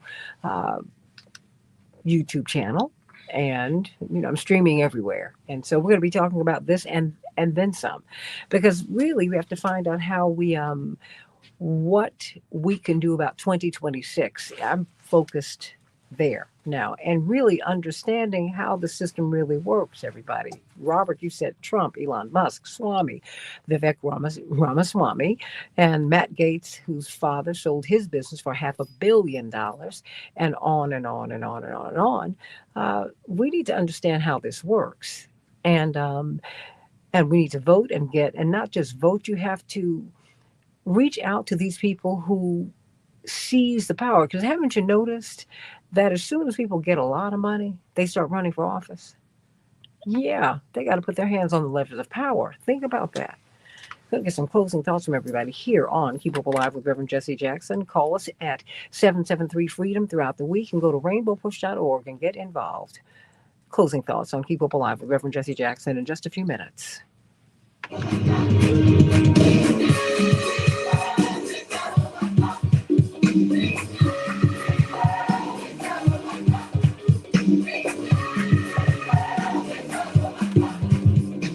Coming up, we'll have closing thoughts. Oh boy. Has there ever been a billionaire that? Huh? Has there ever been a billionaire like Elon Musk that had some type of? Well, but why don't you speak to everybody? Jeremy has a question for everybody. I guess, has there ever been a billionaire that's ever had some type of office in the government? Rockefeller. Mm-hmm. Okay. But they don't need vice president. Yeah, they don't need to. They don't need to be in office. That's for the performative. I was just saying if there was some type of law that says, you can't. No, the oligarchs started the country. This was a business project. They just needed some folks to work the land. I mean, with him owning Tesla and doing all these robots and Twitter, X, everything. And you see how they lock everything down. Bezos. But the thing is, what you need to do, and Dwight and State Representative Ron Reynolds and Kevin Gashola and Dr. Latrice, what people need to understand is just that these people, that the Jeff Bezoses and Elon Musks, et cetera, they don't pop up out of nowhere. They walked into the game very connected. Bill Gates, I think his mother was on the Federal Reserve out in Seattle. I mean, these people are not unknown entities. This power thing is kind of baked in. Dwight, what do you think? Yeah, and the people who own the country, I mean, they talk about Musk being the richest man in the world. He's not the wealthiest man in the world. He's the richest man in the world. That's a lot different. That's right. And who owns the wealth? He owns the car company that he's trying to get off of the ground. But the folk that own General Motors, Ford, those people have owned car companies for 100 years. Wait a minute, Dwight and Kevin, everybody, Representative Reynolds. Did you see the report that came out on the royal family just over the past couple of weeks? No, I think I missed it. Honey, people, because that's the wealthiest family on earth. They are worth conservatively upwards of $33 trillion.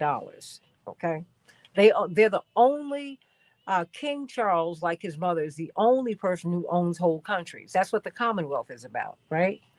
So they found out that in that little teeny little country called England, please, they own all the land. And so they did a breakdown of how much money they are paid, that the hospitals have to pay them. Dwight explained it so brilliantly. You know, when you marry into the royal family, you have to wait to get a title. And we think that that's just, an honorific. No. They got to figure out the land to give you so you can get your wealth. Is that not right, Dwight? That's correct. A title is a deed. When you become the Duke of York, it means that you own York. You become the royal part of the royal line. There is an endowment that comes with it that you're responsible for. Yeah. So Queen Elizabeth, if you talk about Queen of the Commonwealth, well, where is the Commonwealth? The Commonwealth is Canada. And Nigeria. Which he owns. Yes. And the Commonwealth is Australia, which he owns.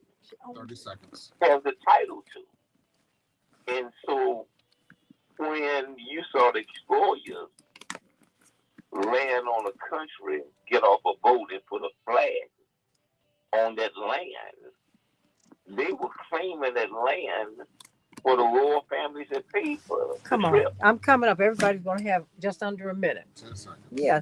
These are the... Stand by. Hold on. Hold on, Dwight. Please email your questions 5, or 4, 3, 2, 1. Oh boy, what a great show, everybody. God bless you. We are going to have 30 seconds for each one of our wonderful panelists. Dr. LaShawn Latrice, Make Noise for Change, community psychologist. 30 seconds. I think right now, in conclusion, what we're experiencing, we're going through a wake-up call. And what I mean by that is, right now, people have to become educated. So things have to fall in place. So sometimes God is going to let things happen that people think are so far-fetched, so people can kind of scoot to the edge of their seats, pay attention to what's really going on, and also understand that victory in an election doesn't have anything to do with a specific party. We have to focus on the alliances that are behind the scenes and the power structures in the oligarchy. But people need to understand that a lot of this is predicated on who is running things behind the scenes. Amen to that. Texas State Representative Ron Reynolds. Well, I hope that people don't lose hope, that people don't lose faith. And remember, we still serve a God that sits up high and looks down low, and we cannot grow weary in well-doing. Let's not give up. We will regroup, we will retool, and we will continue to press forward. Amen. Kevin Gosztola, thedissenter.org. Your thoughts? I just think that since I do so much with civil liberties and you're defending freedom of the press and speech and etc., that people have to continue to assert themselves. Corporations are going to close off spaces for voices like ours because they need to be afraid of Donald Trump and his cronies going after them with lawsuits. But we can snarl this machinery. If you think of the first term in the first 100 days, the people came out and mobilized around the airports to stop the Muslim ban, and they were tremendously effective. So we can go forward and we can win struggles against this administration even as they're attacking our community. You know, and no matter the administration, you need to fight no matter what. You need to fight no matter what. Absolutely. Don't sleep. Dwight McKee, you get the final word for us today. You can't understand power unless you understand wealth. Columbus discovered America, but he also was working for somebody.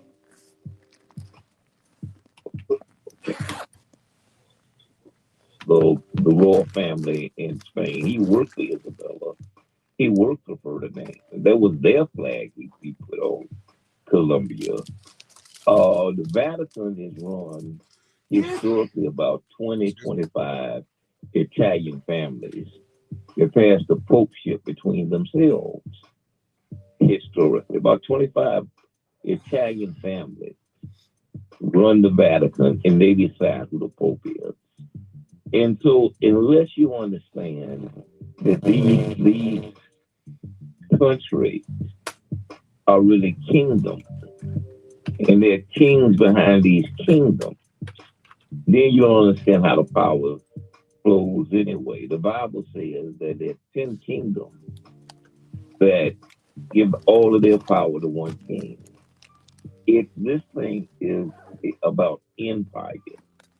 And so unless you understand who are the powers behind the empire, you don't understand how any of these countries work and who these presidents and vice presidents represent. All of them have jobs. They work for somebody else. And we have to keep pushing so that they can work for us. Sending you so much love, Jeremy Geiger. And sending all of you so much love. Can't wait to see you on AM 950 Radio, the voice of progressive Minnesota. Speak with you there. And then, of course, on the Santita Jackson Show YouTube channel and Santita Jackson and Friends on Facebook. And hey, call us at Rainbow Push throughout the week, 773-FREEDOM. And remember, keep your head up and keep hope alive. Keep Hope Alive with Reverend Jesse Jackson. For more information on upcoming shows and guests, please visit our website at www.keephopealiveradio.com. Ooh. You have, you still have Dwight on, and you have Dr. Latrice, LaShawn Latrice on. Do you want to say anything to people before we go, Dwight? Everybody's so glad that you're back. Glad to be back. I just want to say God bless people, and this thing is not over. This is a judgment call from God. And He's going to give these people what they asked for. And you're going to see this kingdom begin slowly crumble because they're deranged people who now in the White House, who's bringing a deranged crowd with them. And so all of these people that wanted this, they're going to get exactly what they asked for. God is on the throne. But you said they're going to get exactly what they wanted. Yeah, I believe that. You see that coming. Absolutely. Absolutely. And, and the thing is, the Lord keeps giving us what we want, everybody. The Lord keeps giving it to us, and because we keep asking for my will to be done, not thy will to be done. So here we are. And they think they got Cyrus. They think they got Cyrus in the White House. And they got Nebuchadnezzar. He's going to be eating grass and mooing. This is the range. This man is a madman. You really think so? Absolutely. Well. And bringing madmen in with him. Even the Republicans are going to be embarrassed. and figure out how to try to reverse this process. Ooh. You know, oh, wow. It's a lot now. It is a lot. A lot. A lot. Dr. Latrice, you want to say anything before we go? Yes, We're still on Facebook. I agree with what is said, but I also think when we pay attention, our wake-up call has to be an action. It's a call to action for us to talk to people around us and not forget that they are the main subjects of the conversation that have been left out. Well, amen to that. Amen to that. You know, and well, Dwight, do you think we're going to wake up with what we have coming? Because I think, you know what? I think this this reckoning was upon us either way. With one candidate, it was going to happen quick. With this one, and with the other one, it was going to happen slow. I totally agree. You Because know, both of them are on the assignments. mm-hmm. And both of them have to deal with China. Both have to deal with Russia.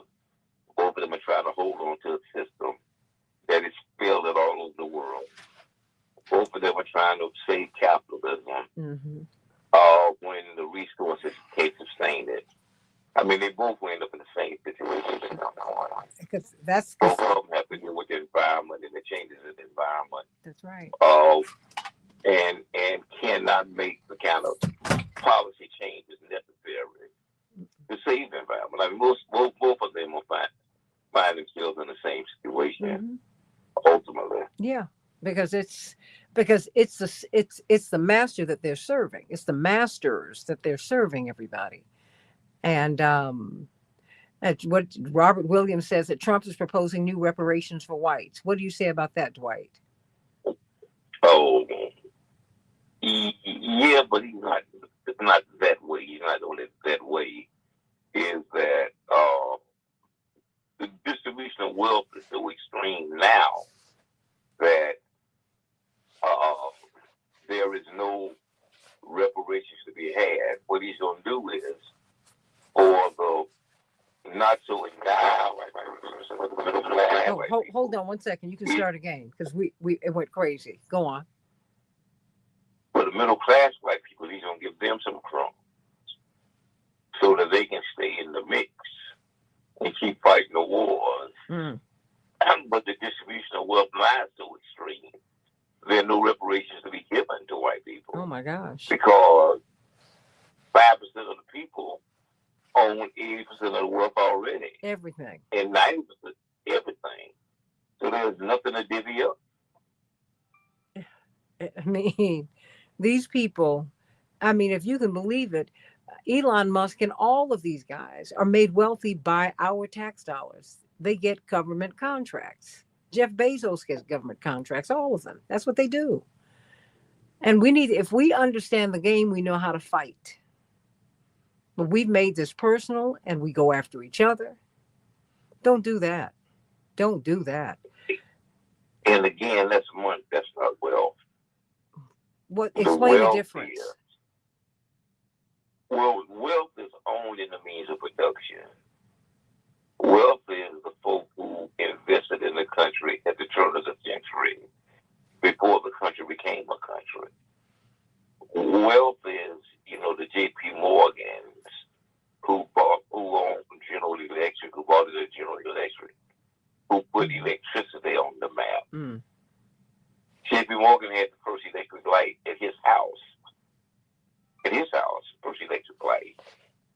He is the one that invested in Thomas Edison.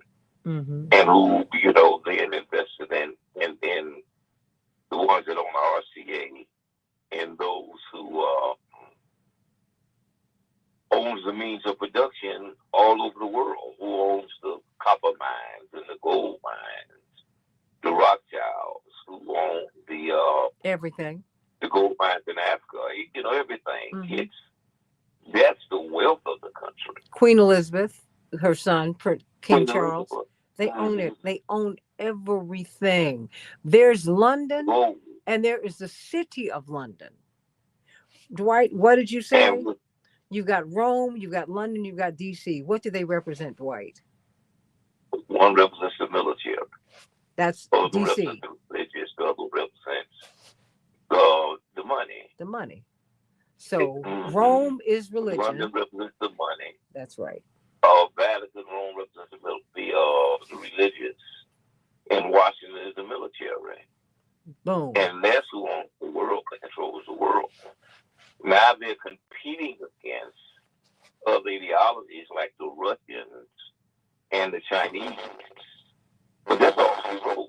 And they are fighting to take back what was taken from them over the last 300-400 years. Well, now there's that. And so the China is fighting to get back Korea. To get back Taiwan. Mm-hmm. Russia is fighting to get back to Ukraine because those their own countries have been taken from them by the other royal families over those years. Mm-hmm. No, this thing is way past our basic understanding. You'd have to study the Congress of Berlin. You have to study the Congress of Versailles. Mm-hmm. You have to understand how everything was divvied up after these wars. Because that's what they did. You don't understand the 100 Years' War. Berlin, they chopped up Africa. The world. That's what these folks do. And and that's why, Dwight and Dr. Latrice, it is, we have, well, I'm not impatient. Well, as you get a little older, you are not as patient as you ought to be. But I ask the Lord to continue to make me patient, because we have to, we have to understand what the system really is about. If you understand that, that this is not what you think it is. Okay. If you understand that, and if you understand just how much power you have, these people exist the way that they do and own everything because we allow it.